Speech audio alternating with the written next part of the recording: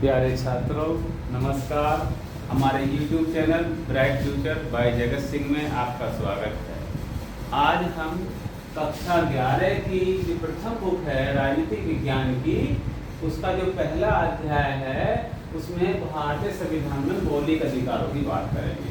पहले जो बुक होती थी, पहली पुरानी बुकों में अध्याय 2 होता था, क्योंकि अब कोरोना काल में आपका सिलेबस कुछ कम कर दिया गया है, तो इसे हमने अध्याय 1 में ही रख लिया है। मौलिक अधिकारों को जानना बहुत ही आवश्यक है, और क्योंकि मौलिक अधिकारों को जानना इतना आवश्यक है जैसे आदमी के शरीर के लिए खाने की आवश्यकता है, क्योंकि जब जैसे व्यक्ति खाने के बिना जीवित रह सकता, ऐसी मौलिक अधिकारों के बिना भी उसका अस्तित्व नहीं बना रह सकता। अतः मौलिक अधिकारों को जानना भी इतना ही आवश्यक है।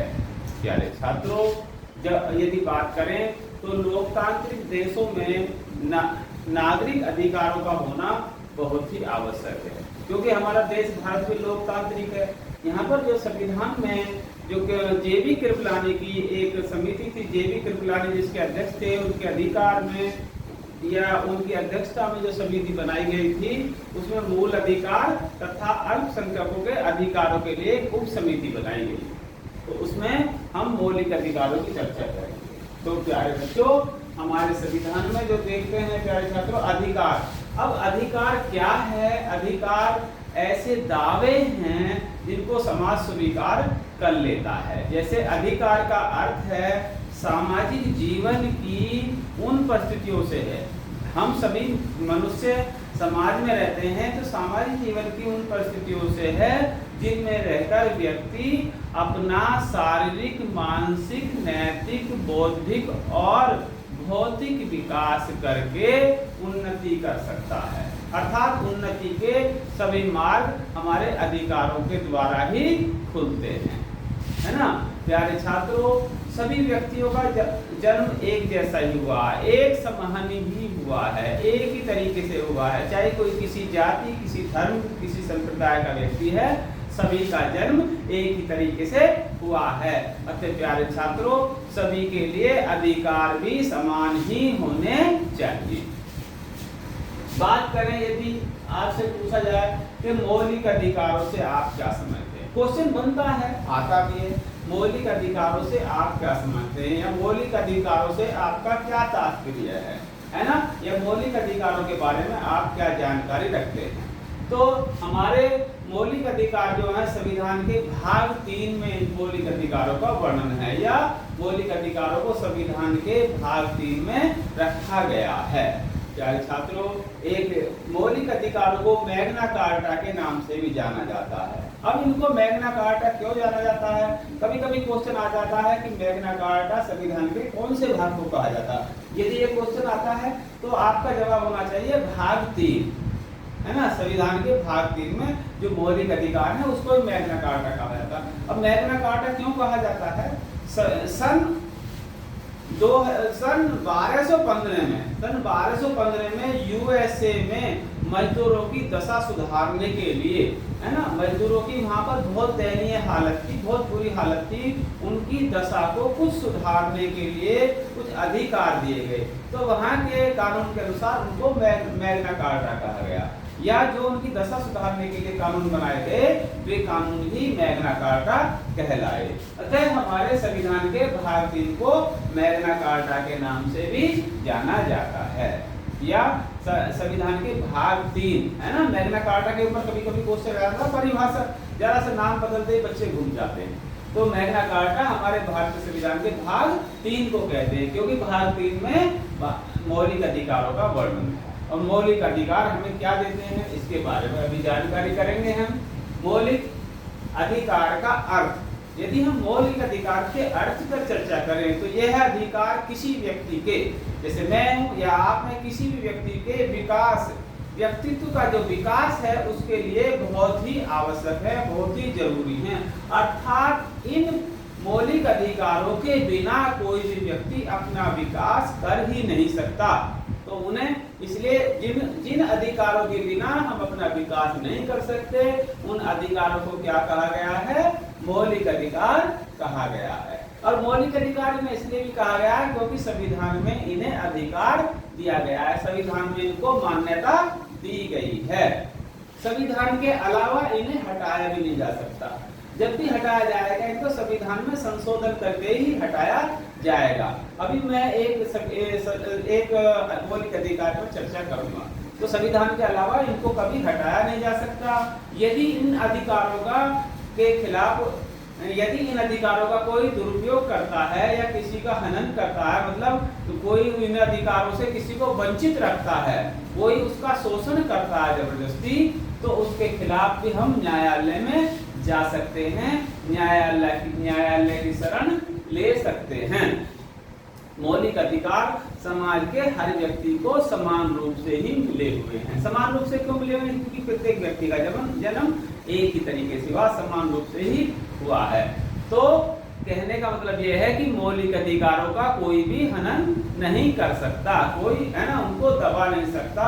और मौलिक अधिकार को संविधान के भाग 3 में रखा गया है ना, ये भी जानते हैं। और इनको अनुच्छेद 12 से 35 तक में रखा गया है। अनुच्छेद 12 से 35 तक में इनको रखा गया है। प्यारे छात्रों, मूल संविधान जो भारत का मूल संविधान है हमारी संसद में रखा हुआ है, उसमें 7 मौलिक अधिकारों का वर्णन है। उसमें कितने मौलिक अधिकार हैं? 7। तो अब मैं इस पर चर्चा करता हूं। अब क्या कर दिया गया है, हमने 7वां जो मौलिक अधिकार है संपत्ति का मौलिक अधिकार, उसको 44 में संविधान संशोधन द्वारा 1978 में हटा दिया गया। क्योंकि ये संविधान ये जो है हमारा नीति निर्देशक तत्वों में बाधा डाल रहा था, और इसको क्या कर दिया, अब हमने सामान्य कानूनी अधिकार बना करके 300A अनुच्छेद 300A में इसको रख दिया गया। इसको एक सामान्य अधिकार बना दिया गया है। कैसा अधिकार बना दिया गया? अब ये मौलिक अधिकार ना रहकर सामान्य अधिकार है। संपत्ति रखने का जो अधिकार है ये 300A में इसका वर्णन है। और अधिकारों की क्या है, अधिकारों की यदि बात करें, इसे अन्य व्यक्तियों द्वारा या निजी संगठनों द्वारा या अन्य संगठनों के द्वारा खतरा भी हो सकता है ना, होता है। आप गाँव में देखते हैं ना, तो किसी कैसे हो सकता, तो अब इसके न्यायालय के द्वारा इनको लागू कराया जा सकता है। यदि कहीं लगता है कि मौलिक अधिकारों को खतरा है या उसे विशेष व्यक्ति को मौलिक अधिकार नहीं मिले हुए हैं, तो वहां पर क्या है, इसको न्यायालय के द्वारा हटाया भी लागू किया जा सकता है। या कोई व्यक्ति जो इसका हनन करता है उसको न्यायालय सजा दे सकता है। ये बात थी मौलिक अधिकार। अब यदि हम मौलिक अधिकारों के प्रकारों की बात करें, तो मौलिक अधिकार को हमने 7 प्रकार से दर्शाया है। नंबर 1 है समानता का अधिकार। हर व्यक्ति को समानता का अधिकार है। तो इस अधिकार को अनुच्छेद 14 से 18 के बीच में रखा गया है। नेक्स्ट बात करें स्वतंत्रता का अधिकार। अभी विस्तार से इनके बारे में बात करेंगे। स्वतंत्रता का अधिकार है, इसको अनुच्छेद 19 से 22 में रखा गया है। शोषण के विरुद्ध अधिकार, तो इसको 23 से 24।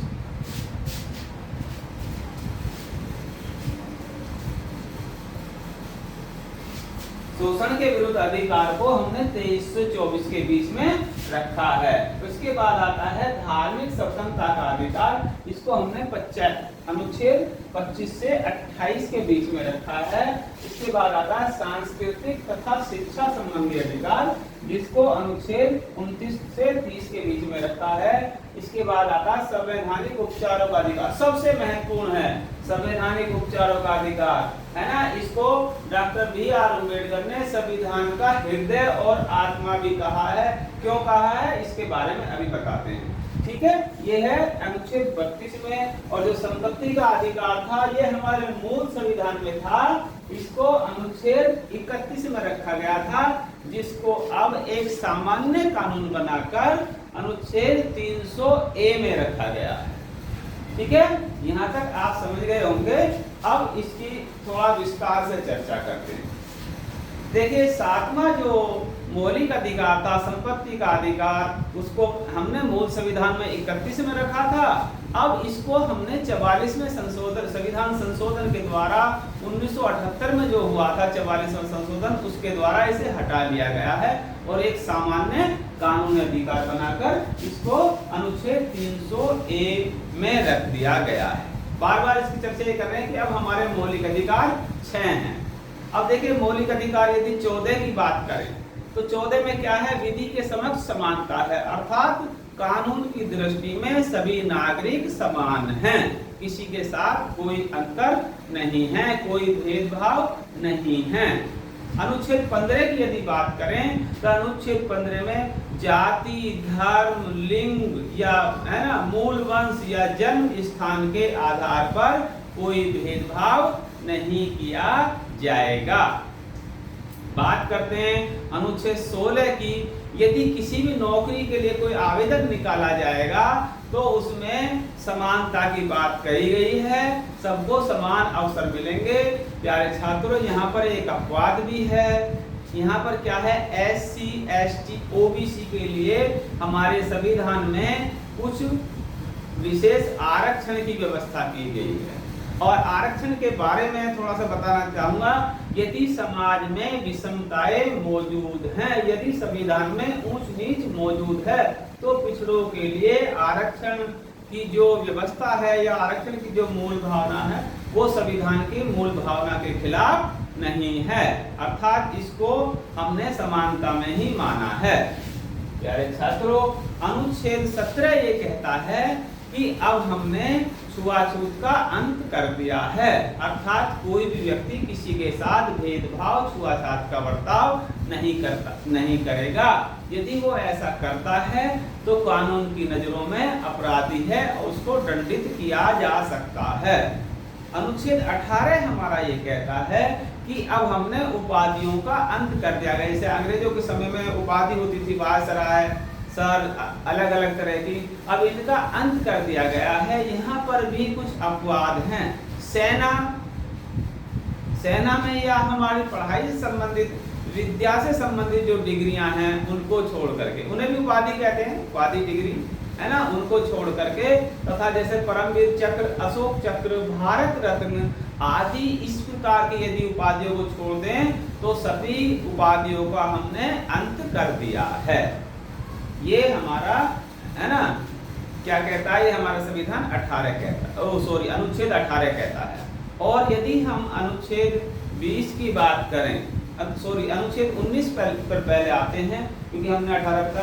अनुच्छेद 19 में हमें बोलने की स्वतंत्रता है, अर्थात हमें अपने विचार अभिव्यक्ति की स्वतंत्रता है, परंतु ऐसा भी नहीं है कि हम किसी के बारे में कुछ भी बोल दें। यहाँ पर शब्दों की मर्यादा का भी ध्यान रखना पड़ेगा। हम किसी की भी आलोचना कर सकते हैं, अपने प्रधानमंत्री की, किसी अन्य मंत्री की, परंतु ये ध्यान रहे कि शब्दों की मर्यादा का विशेष ध्यान रखा जाए, है ना। ऐसी स्वतंत्रता नहीं है कि अगर हमें बोलने की स्वतंत्रता मिल गई है तो इसकी स्वतंत्रता नहीं है किसी के बारे में कैसे भी शब्द बोल दें, यहाँ पर ये भी ध्यान रखना जरूरी है। अनुच्छेद 20 जो कहता है कि अपराधों की स्थिति से संबंधित है, अपराधों की स्थिति के संबंध में संरक्षण की व्यवस्था है। यदि कोई व्यक्ति, कोई अधिकारी किसी को गिरफ्तार करके ले जा रहा है तो उसे पूछने का हक है कि आखिर मेरा अपराध क्या है ना, मुझे किस अपराध के चक्कर में ले जाया जा रहा है। और एक बात और है अनुच्छेद, इसी अनुच्छेद में 20 में ही, कि उसके ऊपर जो सजा लागू होगी तो वो उस समय के, जिस समय अपराध किया गया है उस समय के कानून के अनुसार होगी। कभी कभी क्या होता है कि कोर्ट में बात दायर हो गया, उसके बाद हमने अगर किसी कानून में संशोधन कर उसमें संशोधन कर लिया है, सजा घट या बढ़ा दी गई है। जैसे अभी एक निर्भया कांड में हुआ था, तो जो अपराधी थे उनको उस समय का जो पहला कानून था, एक दिल्ली में निर्भया कांड हुआ था एक लड़की के साथ जिसने बहुत बड़ा भूचाल खड़ा कर दिया था भारत की राजनीति में, तो उसको, उन व्यक्तियों को जो सजा मिली वो उस समय के कानून के अनुसार ही मिली जो जिस समय अपराध किया गया था। अतः अपराध के समय के अनुसार ही कानून की सजा का प्राविधान है। अनुच्छेद 21 ये कहता है दैहिक स्वतंत्रता। दैहिक स्वतंत्रता क्या है? यदि कोई व्यक्ति मेरा वध करने आता, मुझे मारने आता, तो मुझे अपना बचाव करने का हक है। अर्थात जब मुझे लग रहा है या तो ऐसी परिस्थिति बन गई है कि मेरा बचना नामुमकिन है, तो मैं अपने बचाव के लिए उस पर हथियार भी उठा सकता हूं, उसके हत्या भी हो जाए तो मुझे इस प्रकार का बचाव अनुच्छेद 21 के अंतर्गत है। प्यारे छात्रों, अनुच्छेद 21A क्या कहता है कि सभी को शिक्षा का अधिकार है। शिक्षा का जो अधिकार है, शिक्षा के अधिकार से किसी को भी वंचित नहीं किया जाएगा। अनुच्छेद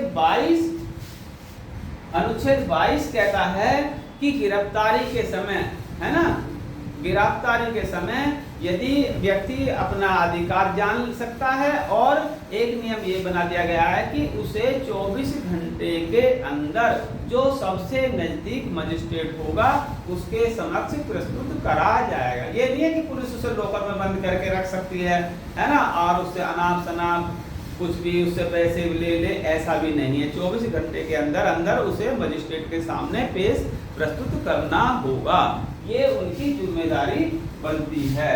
अब बात करते हैं, हमने ये आ गया, तो अब है शोषण के विरुद्ध अधिकार। यदि हमारा किसी समाज में कमजोर व्यक्ति का दबंगों के द्वारा शोषण हो सकता है, यदि किसी के साथ ऐसा शोषण जिससे मजदूरी नहीं देना, किसी का और प्रकार से दमन करना, है ना, बेगार कराना, जबरन कार्य कराना, तो अनुच्छेद 23 से 24 के बीच में उसे शोषण के विरुद्ध वाद दायर करने का हक मिलता है।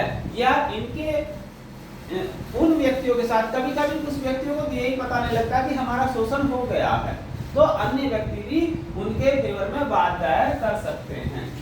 धार्मिक स्वतंत्रता का जो अधिकार है ये अनुच्छेद 25 से 28 में दिया गया है। हमारे संविधान में ऐसी व्यवस्था की गई है कि कोई भी व्यक्ति कोई भी धर्म स्वीकार, किसी भी धर्म को माने, जब चाहे धर्म बदल ले, अर्थात किसी भी धर्म को, परंतु हमें किसी के धर्म को दबाने का अधिकार नहीं है। हम जो चाहें वो धर्म स्वीकार कर सकते हैं, अपना धर्म बदल सकते हैं, परंतु हमें दूसरे के धर्म की आलोचना या दूसरे के धर्म को दबाने का भी हक नहीं है।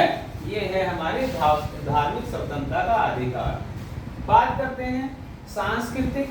प्रत्येक व्यक्ति को अपनी संस्कृति जो मूल पहले से चली आ रही है उसको बचाने का, संरक्षण करने का, बनाए रखने का अधिकार है ना, और साथ ही साथ शिक्षा का भी अधिकार है। अपने शिक्षा के जो केंद्र हैं उनको विस्तार करने का भी अधिकार है। आप शिक्षा के केंद्र भी बना सकते हैं, उनका विस्तार कर सकते हैं, और उसे अपनी संस्कृति को आगे बढ़ाने का, उसके लिए पुस्तकें रखने का या तरह के आपको अधिकार है। सबसे जो महत्वपूर्ण है वो है प्यारे छात्रों संवैधानिक उपचारों का अधिकार। अगर ये अधिकार ना हो, अधिकार नंबर 6, तो ऊपर के हमारे 5 अधिकार बेकार हैं। संवैधानिक उपचारों का अधिकार कहता है कि यदि हमारे किसी भी अधिकार का उल्लंघन होता है, अतः हमें उसके उपचार के स्वरूप कहाँ जाना चाहिए? हमें न्यायालय की शरण में जाना चाहिए, कोर्ट की शरण में जाना चाहिए, है ना। और हम तभी तो हमारे अधिकारों की रक्षा हो सकती है। तो ये जो संवैधानिक उपचारों का अधिकार है, इसको सारे संविधान इसके बिना अधूरे हैं। इसलिए भारतीय संविधान का जो निर्माता कहा जाता है डॉक्टर B.R. अम्बेडकर को, उन्होंने संविधान का हृदय और आत्मा इसलिए कहा है क्योंकि इसके होते हुए ही इन संवैधानिक या मौलिक अधिकारों का महत्व है, इसके बिना कोई महत्व नहीं है। तो आप सभी को इनको जानना बहुत जरूरी था, इसलिए मैंने इसके ऊपर वीडियो बनाई। प्यारे बच्चों, इसे ध्यान से देख लेना। धन्यवाद।